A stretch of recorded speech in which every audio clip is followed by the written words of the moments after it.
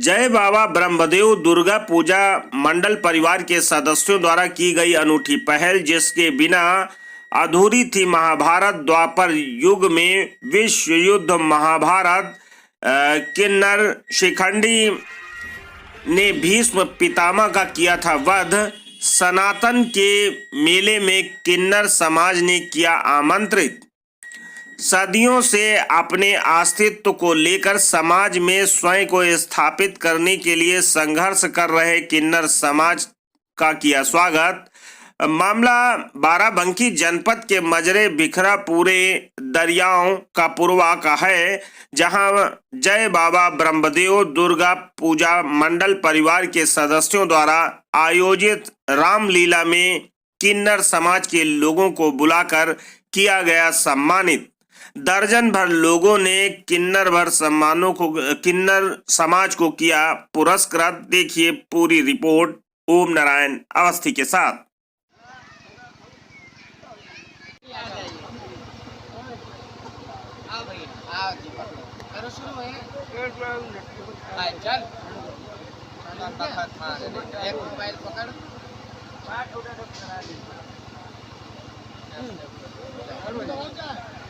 चलो भैया पकड़ो, हाथ लगाओ।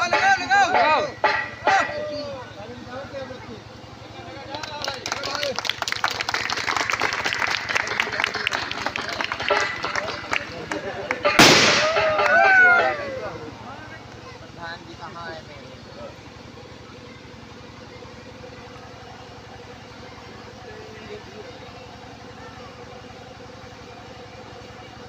अच्छा रखे मेरे प्रधान जी को, भगवान करे अच्छे लगे।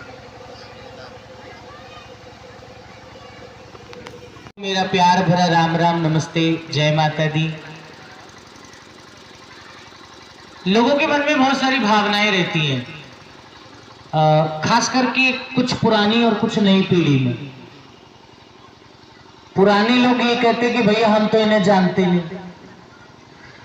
जो जवान पीढ़ी है वो ये कहते हैं हम इन्हें मानते नहीं। जानना भी सबको पड़ेगा और मानना भी पड़ेगा, क्योंकि हमारे बिना तो महाभारत भी अधूरी रही थी। जब तक शिखंडी नहीं था तब तक महाभारत।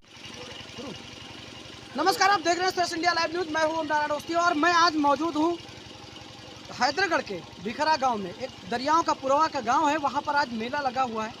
और यहाँ पर यहाँ के जो संगठन है, क्या नाम है भैया संगठन का? जय बाबा ब्रह्मदेव नव दुर्गा पूजा मंडल परिवार भिखरा आज एक अनूठी परंपरा को निर्वहन करते हुए यहाँ पर किन्नर समाज, जो कि अपने अस्तित्व के लिए वर्षों से संघर्ष कर रहा था और आज भी कर रहा है, और आज भी वो समाज में आने के लिए, लोगों के बीच में आने के लिए और अपने अस्तित्व को समझाने के लिए संघर्ष कर रहे हैं। उन लोगों से यहाँ पर आज उद्घाटन कराया गया, फीता काट करके मेले का उद्घाटन किया गया।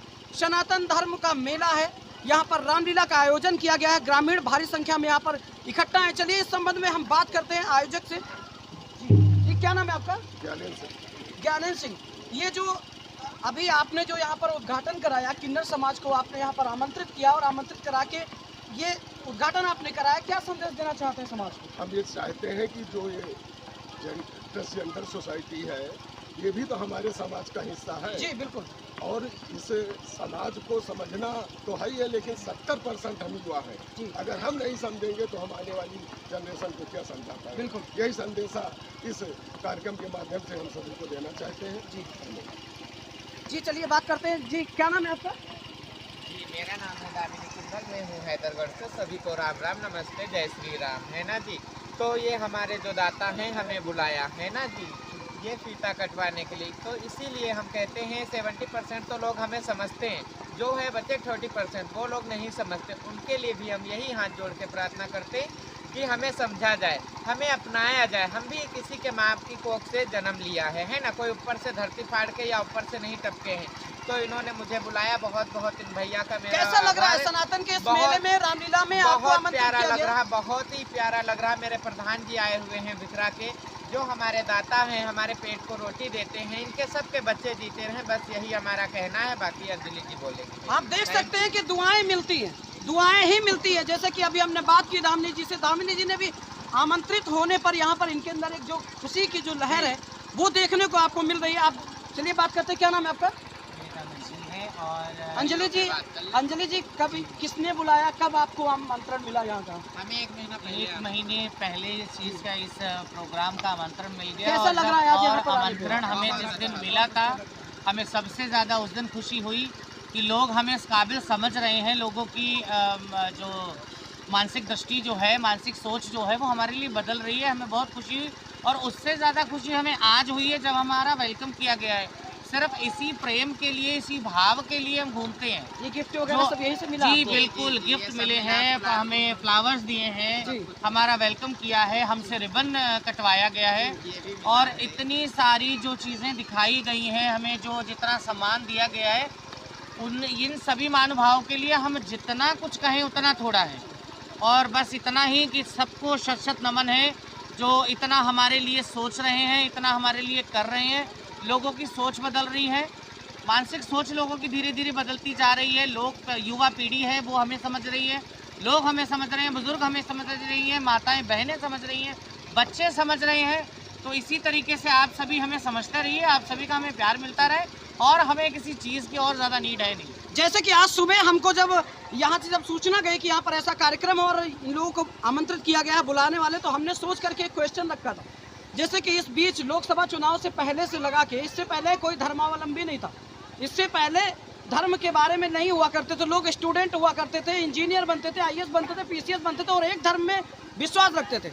आज सनातन धर्म पे कुठाराघात करने वाले, सनातन धर्म पे भी कुठाराघात करने वाले, राम को काल्पनिक बताने वाले, सनातन को काल्पनिक बताने वाले, हिंदू पद्धति को काल्पनिक बताने वालों की भरमार है। सरकार भी इस पर कोई खास स्टैंड लेती हुई नजर नहीं आ रही है। और ऐसे में ये जो मेले का जो आयोजन है, अगर इसी तरह चलता रहा तो आने वाले समय में ये सब विलुप्त तो प्राय हो जाएगा। जिस तरीके से कन्वर्जन हो रहा है, जिस तरीके से धर्म परिवर्तन हो रहा है, लोग सनातन को त्याग रहे हैं, अलग जा रहे हैं, और जिनको संस्कृत का एक श्लोक पढ़ना भी नहीं आता वो भी आज हमें ज्ञान दे रहे हैं। क्या लगता है इस पर आपको? ऐसा है जी, धीरे धीरे हर एक चीज़ में लगता है टाइम, और जब बात आती है सनातन धर्म की, सच्चाई की, तब तक सनातन धर्म को और सच्चाई को दबाया जाता है। पर इसका मतलब ये नहीं है कि सच्चाइयाँ हमेशा दफन हो जाती हैं, वो सामने उभर के नहीं आती हैं। झूठ के पैर 4 दिन के होते हैं, उसके बाद में सच का सूरज हमेशा निकलता है। तो निकलता था, निकलता है, निकलता रहेगा। बहुत से घुसपैठिए लोग हैं जो समाज को विवादित कर देते हैं, हिंदू मुस्लिम फसाद करवा देते हैं। तो उनके हिंदू मुस्लिम फसाद होने से वो ये ना समझे कि सनातन दब जाएगा। सनातन राम राज से चल रहा है।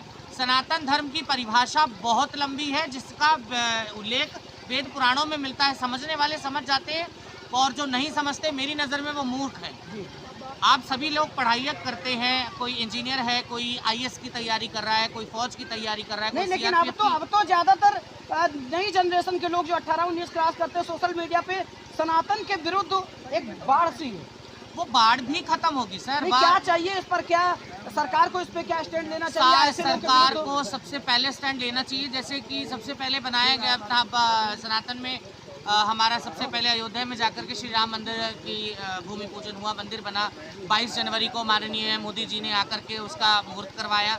तो वहाँ तक ठीक था, लोगों के अंदर राम राम राम राम सभी के अंदर चल रहा था। बहुत सारे लोग जगहों पर मंदिरों में भंडारे हुए, लोगों ने दूसरी दिवाली मना दी, और दिवाली मनाने के बाद में धीरे धीरे फिर ये चीज़ें विलुप्त होने लगी।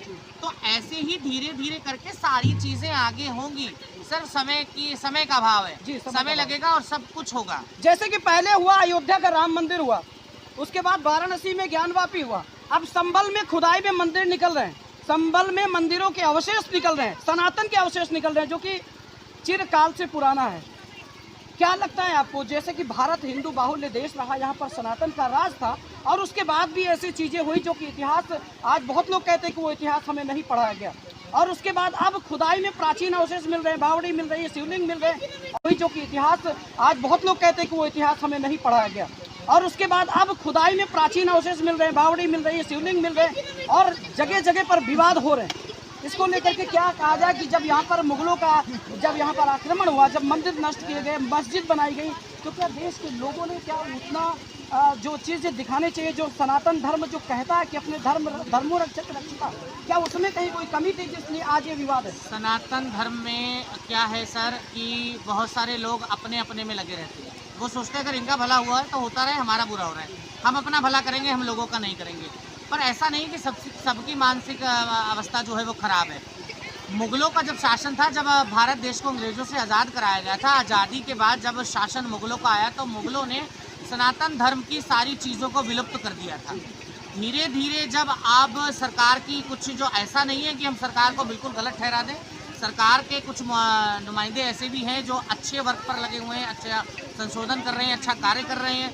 तो जब वो अच्छे कार्य वाले लोग जब वो आगे आकर के इन चीज़ों को, जहाँ जहाँ उन्हें लग रहा है कि हमारा सनातन धर्म यहाँ से जुड़ा है, वो वहाँ से खुदाई करवा रहे हैं।